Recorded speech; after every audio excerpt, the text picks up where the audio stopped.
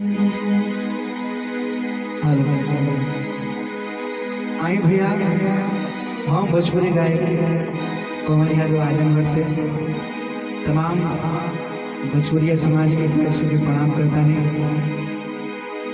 आज आप लोग के बीच में वो सैड सॉन्ग सुनाता है, जो भी गलती हुई क्षमा कर लें। आई भाव भक्ति से। अरे ना कोई मजबूरी थी ना कोई लाचारी थी, अरे ना कोई मजबूरी थी ना कोई लाचारी थी, अरे बेवफाई उसकी पैदाइश सीधे मांगी थी। तो आइए भाव भक्ति से।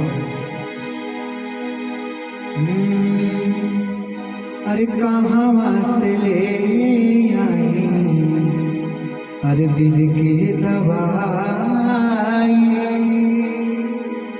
अरे कहाँ से ले आई दिल की दवाई, कैसे दरा दिया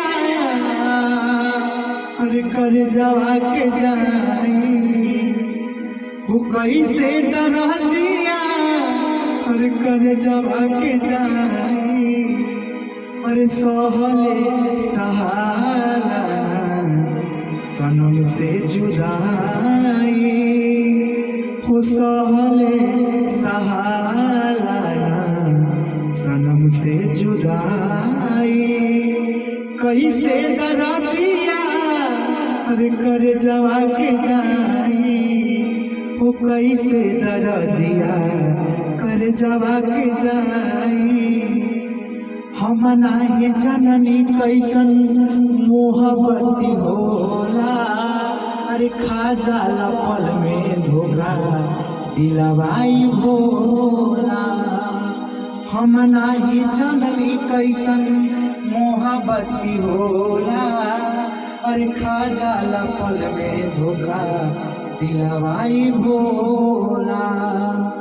हो रात भर जागल रही अभी नाम भाई, वो रात भर जागल रही अभी नाम भाई, कैसे दरा दिया अरे कर जवा के जाई, अरे कहाँ से ले आई दिल के दवाई, अरे कहाँ से ले आई दिल की दवाई, कैसे अरे दरा दिया अरे करे जवा के जा।